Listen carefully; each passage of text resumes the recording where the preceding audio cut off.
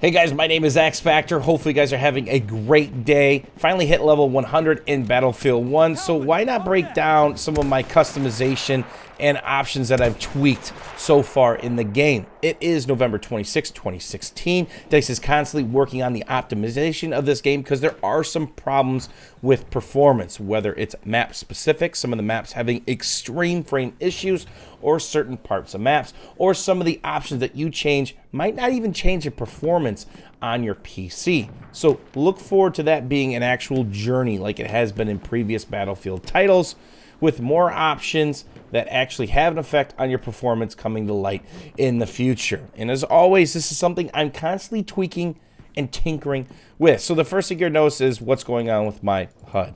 Okay, when I ADS and see the objective, I make that very, very opaque. It's important because if there's bad guys, depending on what angle you're looking at, you don't want that objective to get in the way. The next most important thing is probably the mini-map. I play a ton of Scout. If I'm not a Scout, I'm Assault or Medic. I'm lighting up the mini-map with flares. That's extremely important. No matter if somebody's crouched, prone, dancing an Irish jig in a bunker here, they will be shown up on the mini-map. Not to mention if you do spot them. Remember, if you shoot your gun in Battlefield 1, you're not on the mini-map like previous Battlefield titles. Don't have to really worry about suppressors here. So let's get right into the options. And the first thing that you're going to know is another plane goes skirting by, is I did an aim guide for PC already. I'm a 1600 DPI, use a Corsair M65 Pro mouse. And it's 4% for my base soldier, but there's lots of options in Battlefield 1, including uniform soldier aiming, which I have off. That's a completely different setup. So I've actually tweaked each sensitivity. I took a lot of time measuring it all out to get it to where I wanted, the reductions that I want, whether it's a 1.25 times zoom or a 2 times zoom for the Martini. The only sniper I have a 2 times zoom on, or the only iron I have a 2 times zoom on. Everything else is 1.25. The rest of my snipers are 4.0 because I don't want scope glint. If you pick a zoom sensitivity higher than 4, you get scope glint. It's easier to see your targets at range, but you're a dead giveaway. So the next thing that we're going to take a look at here is the gameplay, and this is where the tweaking starts. Show the HUD, and of course crosshair color is pure white, more than likely the best color no matter what the map, no matter what the weather or how dark it is. Okay, kill log is off by default. We turn that on. Have all the awards on. That's of course optional. And this is where I start making more changes. Hit indicator visibility, I want that 100%. I want to see when I get a hit in long range. If it's foggy out or if it's tough to see, that makes this possible. Headshot color, changed it to yellow. I recommend changing this to another color than your kill color because at least gives you an indication, not to mention the tink or the dink of the helmet, to what's going on. And sometimes if somebody spawns in and you hit them with the headshot and you are a sniper and they're not dead, it's because they just spawned in and they have damage reduction for a full second or so. So that's sometimes you'll see a 60 or 50 headshot. Or if they're an elite, if you get a shot off and you can't tell and you see 18 headshot, that's an elite you're going against. Kill color for me, red is dead. Goes all the way back to playing PlantSide 1. The password to our team speak was red equals dead. And if they were red on your HUD, they were most certainly dead.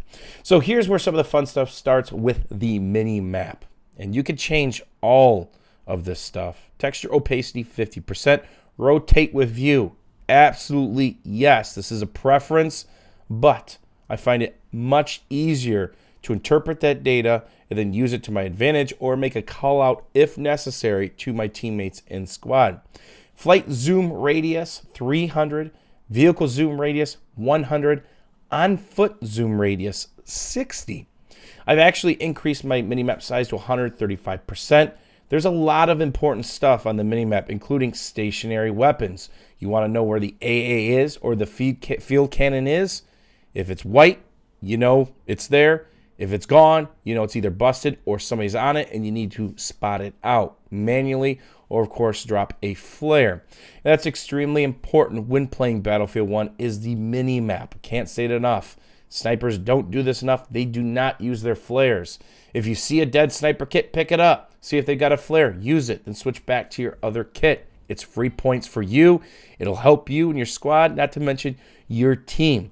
So here's where we mess with ADS, aim down sight icon opacity. Objective icon, crank that all the way down to 14%, and you saw what that looked like. I want to see friendly soldiers and enemy soldiers, because the last thing I want to do is be in a fog of war and shoot my own players in the back, where it is normal servers. It's not going to hurt them, but it is wasting my time and, of course, exposing me longer out from cover. Gadget icon. This is anything and everything you could think of, where it's the mortar or it's the medic bags. I don't really want to see that when I ADS. Not important to me at all. So the next thing we're going to go into is the advanced gameplay. I turn off auto leaning, and this has to do with where your crosshair is. Depending on where you start your lean, sometimes it kicks your crosshair out further from cover than you want it to be. So if you want complete control of where your crosshair is at and nothing that's going to surprise you, more than likely get you killed, turn that off. But I do have peek. If I'm crouched behind something, I go ADS. That's pretty easy. On ADS to go back to crouch. Parachute auto deploy, that is definitely off, because the best thing you could do is parachute from height and then simply pull the cord last second. You don't have the big parachute visual, and you're not exposed in the air for very, very long. And last, we hid all this stuff on the back side. So those are some of my basic controls for gameplay. And of course, there's a lot more than that. So let's go into my audio settings now. I use stereo. I use Audio-Technica headsets, so I set them to headphones. Do not use surround. It will really mess up your sound location. Stereo and headphones. Now, if you have Dolby Atmos, that might be a different story, but I don't have that kind of Skrilla here. So I turned everything to English so I can hear when they're calling for health, when they're calling for ammo, if the indicator isn't over their head. That is completely preference based on your level of immersion or what you like. All right, so VoIP's on, crank that up a little bit, and that's it for the audio. As you can see, I have a BenQ 2420T, old school 120 hertz. I play at 1080. The brightness we've turned up. My field of view is 74, horizontal 90. The third person field of view for my vehicles is 77. This is something I tweak with quite a bit. Actually, I'm going to turn it up just a tad because it is a bit low. ADS field of view. I actually have this off. Very important. Turn off motion blur all the way. There's already enough screen shake, flinch, suppression in the game. I don't want anything else visually cluttering what I'm trying to go after on my screen. Figure out if I need to take cover because I'm suppressed or keep shooting because somebody's rushing me. Then advanced. Resolution scale 100, UI factor 50. Then, of course, custom. Now, I've turned some stuff down, and I might turn some stuff back up, including the effects.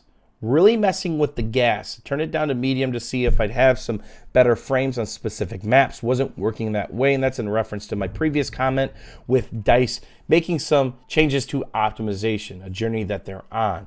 So it didn't affect my frames at all, but it affected how quickly I could see gas. So I'd take 2 to 3 ticks of damage before I realized, oh, hey, I'm in gas. So this is something I'm actually going to turn back to high.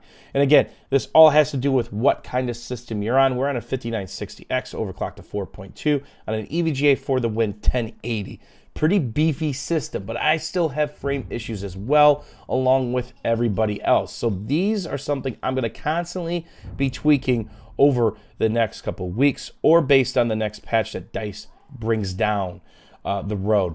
So here's something really important.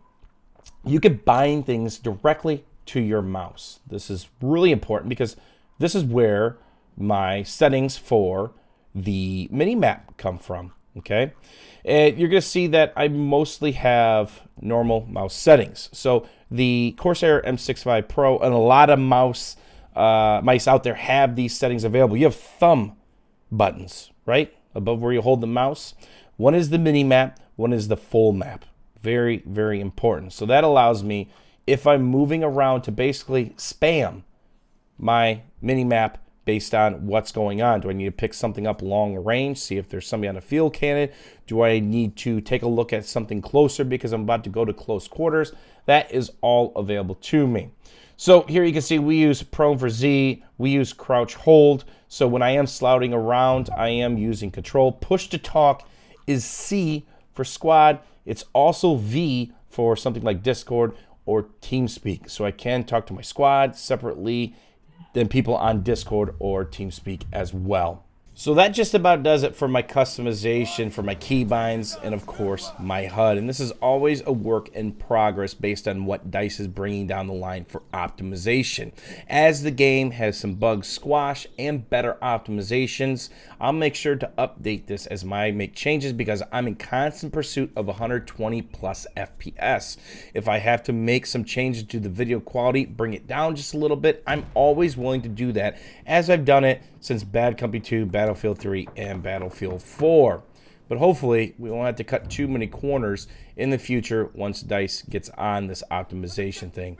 If you guys have any questions or comments or any other thoughts, don't forget to leave them down below. As always, thanks for your time, and we'll see you guys soon.